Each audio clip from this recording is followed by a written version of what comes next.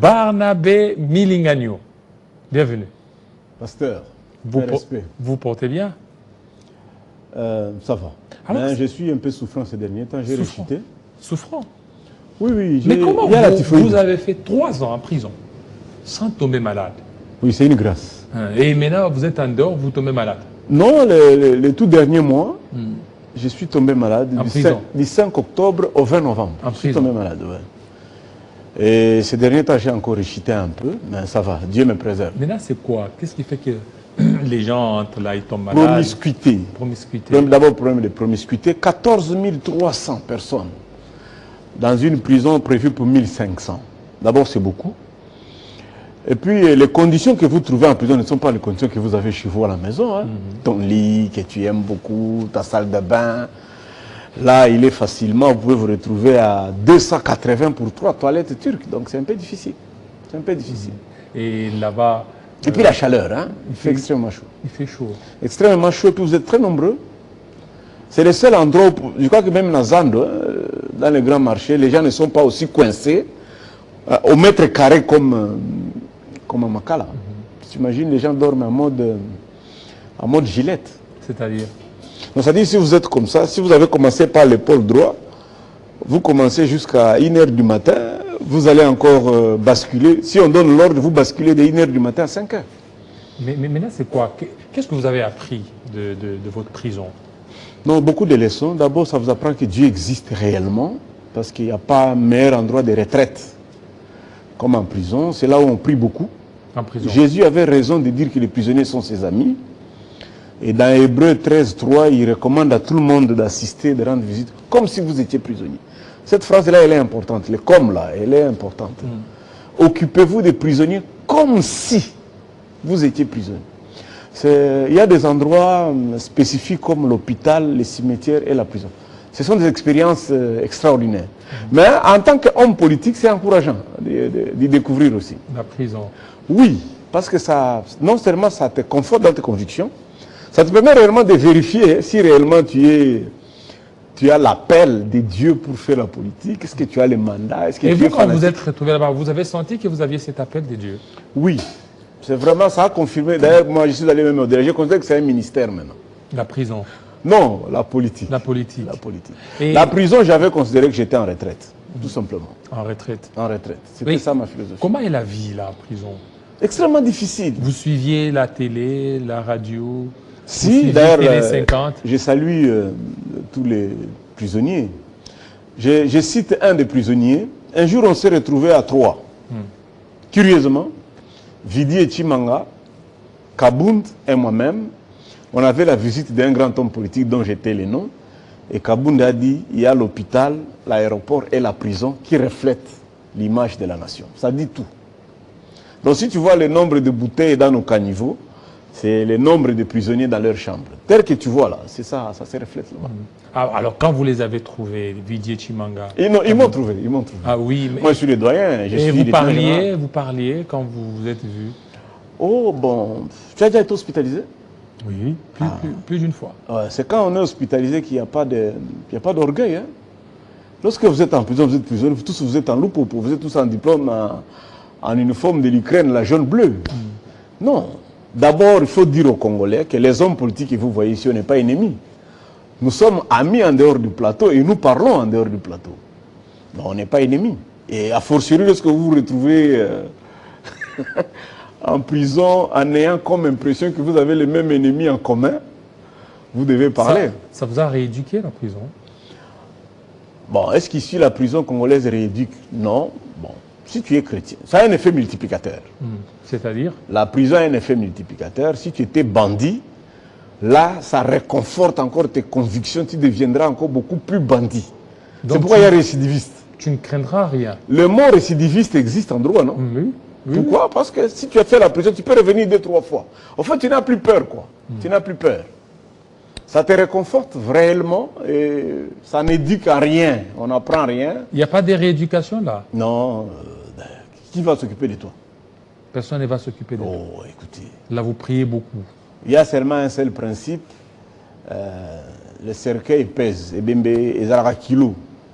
sois en bon terme avec tes collègues, parce que c'est eux qui vont te transporter. Alors vous mangez comment là-bas? Bon, l'État congolais nourrit les prisonniers. Je félicite Madame la ministre qui a modifié les mvungure. Il n'y a pas de mvungure, maintenant il y a des menus. Menus? Oui, il y a un menu, il y a des légumes, le ndunda, de quelle heure à quelle heure? Thomson. Non, vous mangez une fois. Une fois. Il y a les amarantes, il y a les Thomson, il y a les haricots, il y a les soso. Ouais. Et puis il y a les riz, il y a les foufous. Ça quand même, et puis l'hôpital, hein, je voudrais quand même féliciter les médecins. Ils travaillent dans des conditions très difficiles, mais il y a des bons médecins à Makala. Il faut encourager les gens, il faut les encourager. Non, ils sont très bons. Moi, ils m'ont pris en charge pendant 45 jours. J'ai été soigné par les médecins de Makala. Ils sont très bons, ils sont très bons. Et puis il y a quand même, bon, les médicaments, la quantité n'est pas très suffisante. À notre niveau, on faisait recours à l'extérieur, mais il faut encourager l'État congolais, améliorer les conditions. C'est un élément important quand même. Hein. C'est étonnant de voir que la plupart des hommes politiques passent en prison. Quand ils sortent, ils ne pensent pas améliorer les conditions là-bas.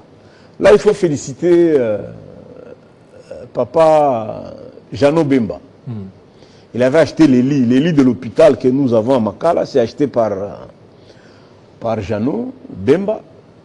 Il faut féliciter Kamere et le DG. Qu'est-ce que Kamere a fait? Les DG de l'office de route. Ils nous ont permis d'avoir le courant. Kamere? Oui. Ils ont tiré comme une ligne spéciale avec, il s'appelle Herman, je crois, les DG de l'office de route. Quand il était là pendant les 6 mois, ils ont amélioré la desserte. Il y a BA aussi qui a offert un groupe électrogène de grande capacité. Félicitations à eux. Oui, mais l'argent, comment ils trouvent où l'argent parce qu'ils sont en prison? Non, c'est leurs avoirs. Hein. Et puis, ils ont quand même un coup de fil influent. Tu sais, en prison, on respecte les gens. Pourquoi? On n'entre pas lieutenant, on sort général.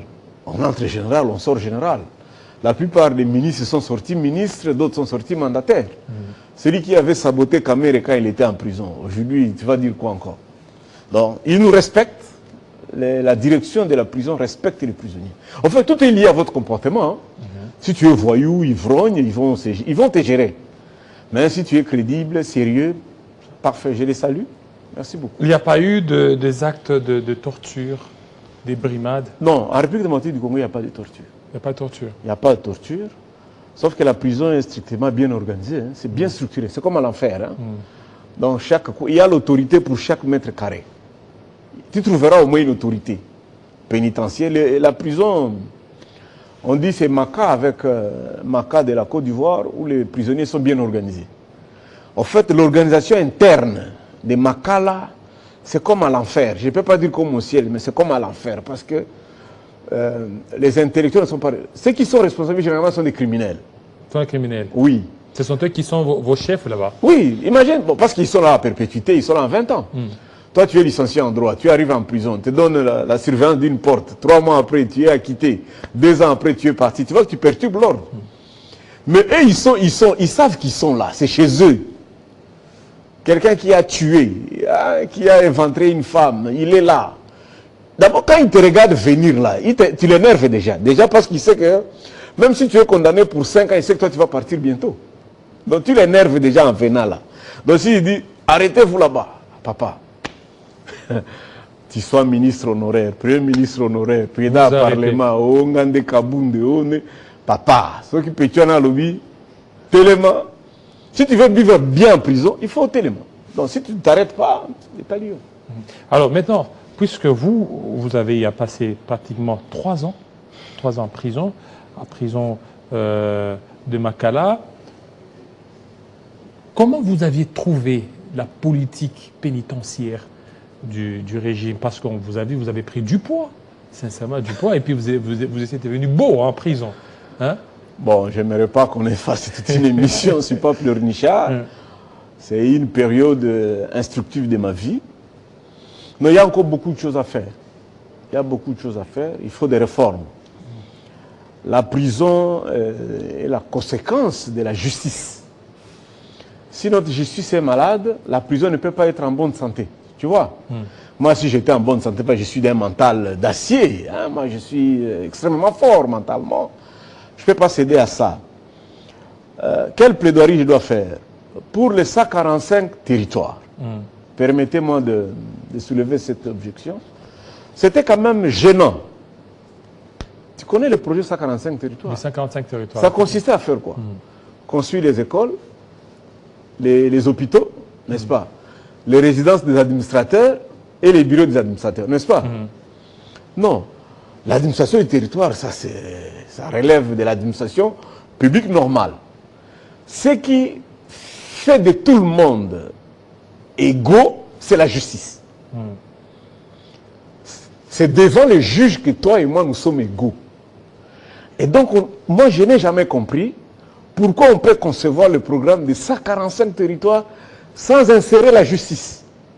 C'était une erreur qu'il faut corriger au second mandat. Tu sais que depuis Kengo, seul Kengo a construit les tripés. Et il n'y en a pas beaucoup. Il n'y en a pas beaucoup.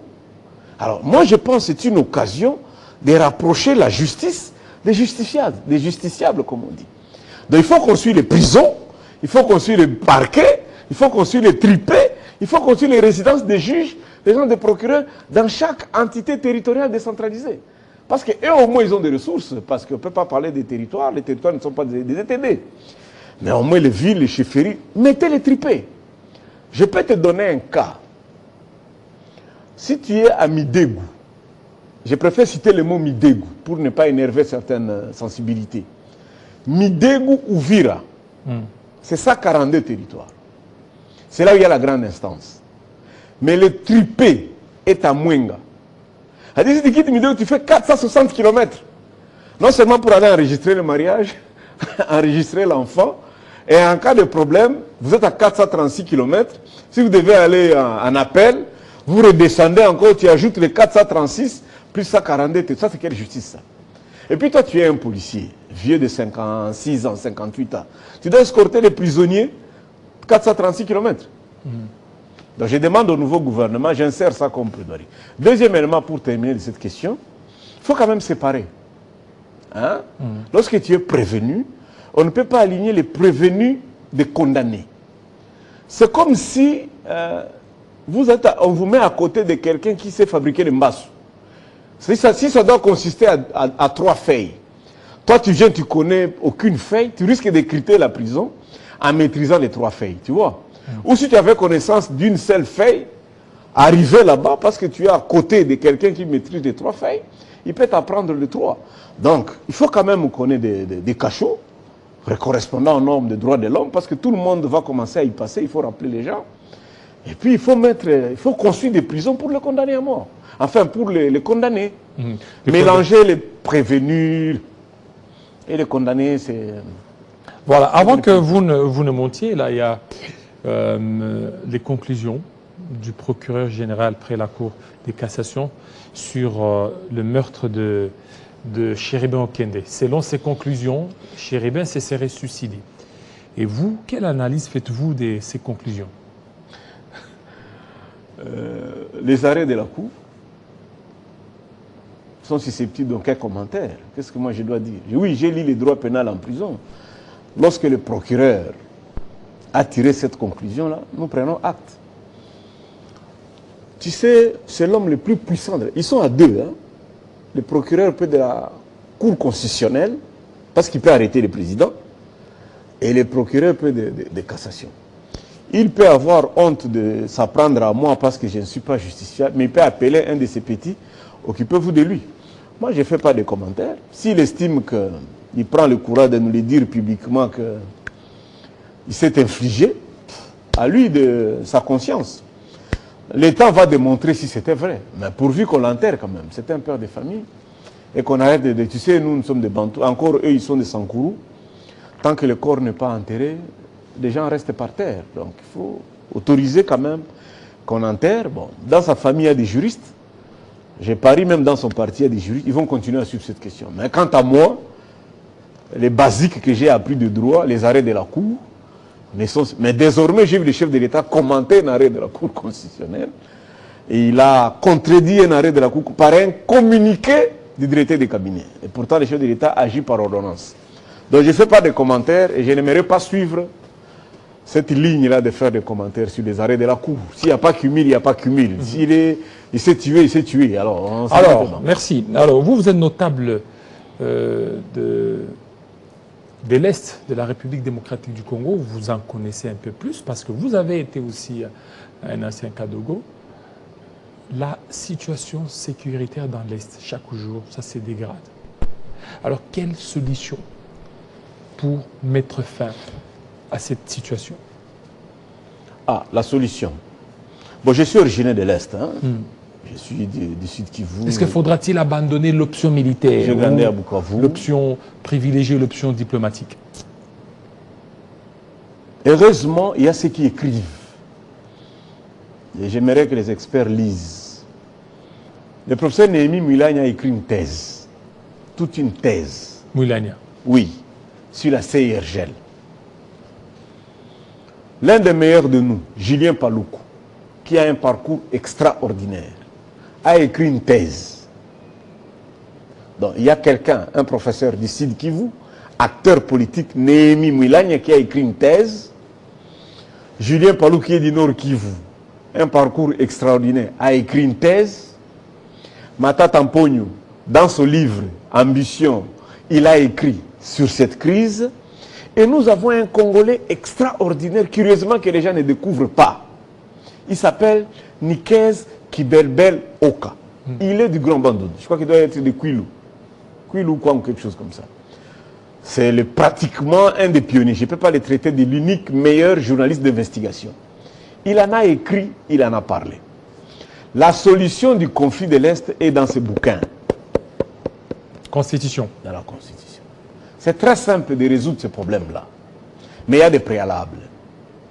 Premier préalable, tu vas remarquer, Jean-David, côté civil, les 10 premières personnes qui traitent les dossiers conflits de l'Est n'ont aucune connaissance en matière de guerre.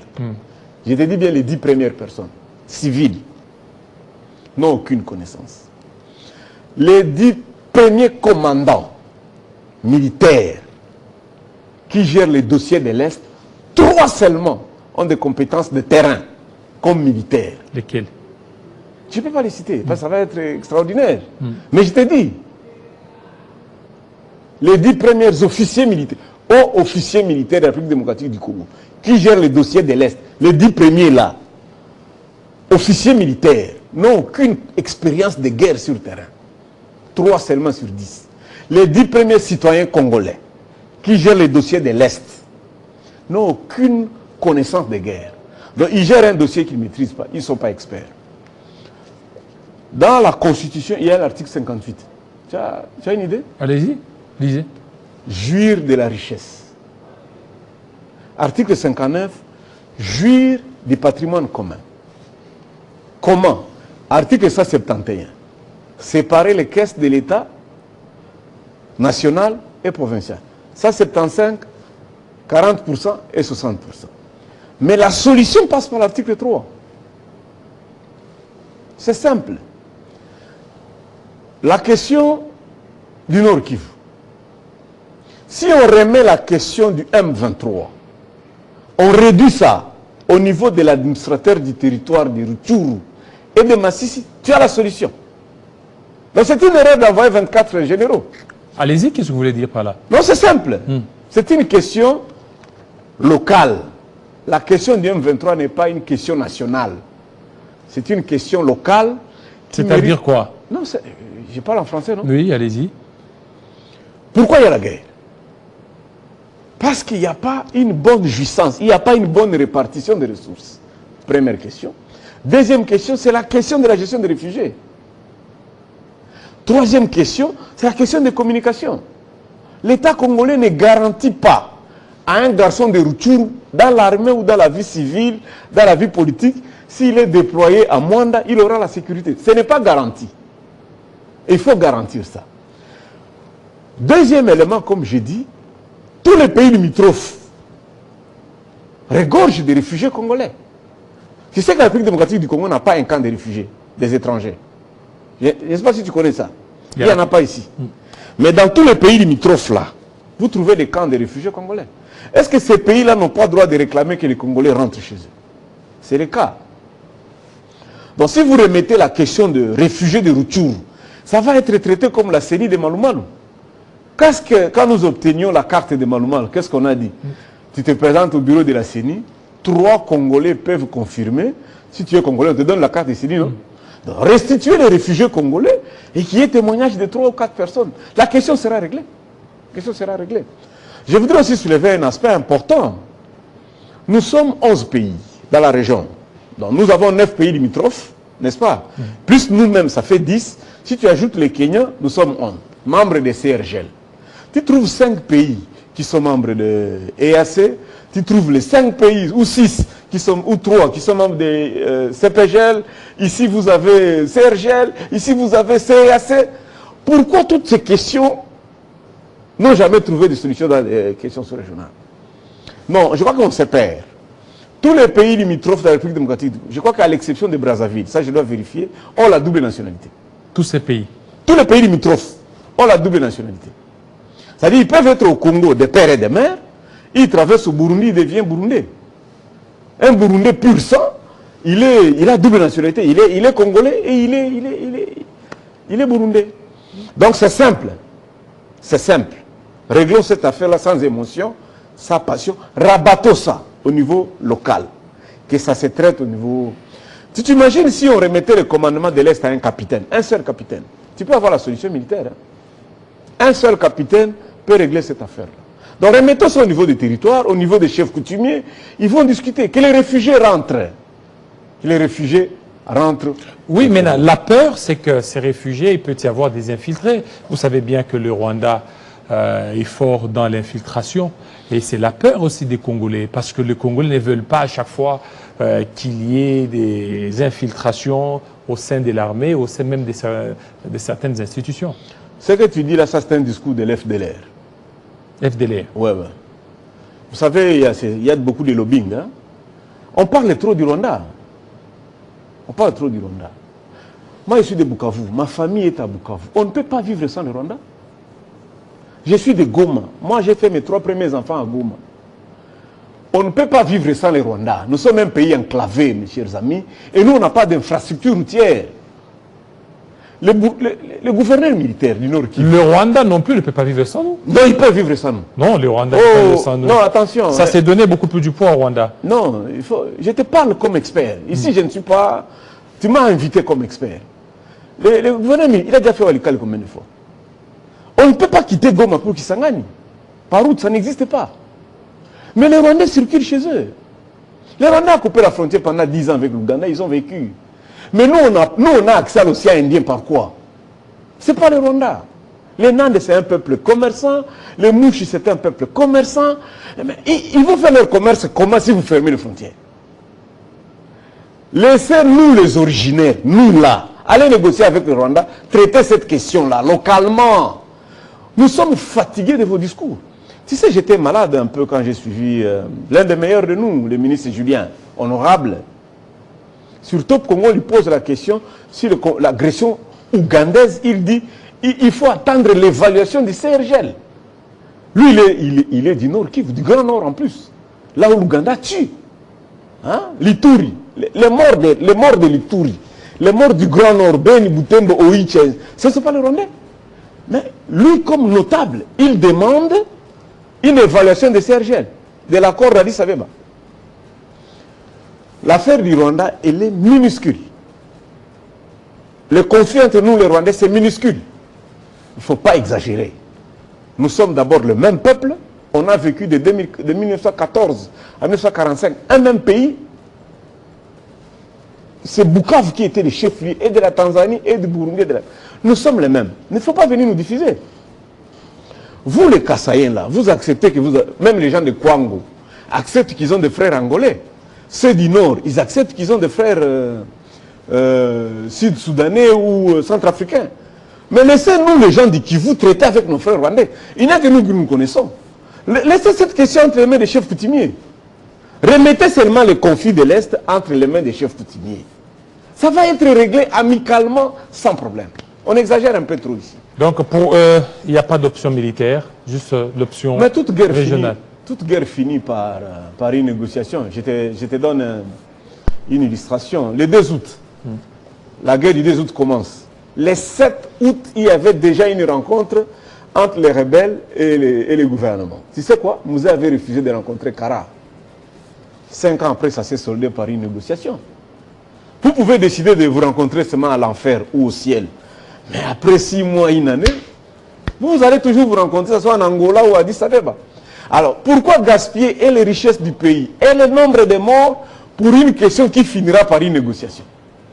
Lorsque vous décidez d'aller négocier avec les dirigeants des pays étrangers qui ne vous doivent rien, il faut reconnaître que Kagame ne nous doit rien et nous ne devons rien au Rwanda. Le conflit, c'est entre nous, les enfants du Kivu. Qu'on nous laisse gérer cette question-là entre nous, les enfants du Kivu. C'est aussi simple que ça. Et d'ailleurs, je vais faire une proposition. Si on remettait le gouvernorat entre les tribus minoritaires, je crois qu'il y aura une solution. Les tribus minoritaires? Oui, oui. C'est-à-dire? Mais au nord Kivu, un Mutusi, comme gouverneur. Ou tu prends un Munyabusha. Tu connais le Munyabusha? Tu prends un Munyanga et un Mouhunde comme gouverneur. La question est réglée. Au sud Kivu, tu mets seulement un Munyindu. Ils vont régler parce qu'ils sont minoritaires. Ils vont jouer au consensus. Ou mettez une femme. Les Faïda Mangila sont là, les Rizé Mounembo sont là. Mettez une femme comme gouverneur de province. Des tribus minoritaires.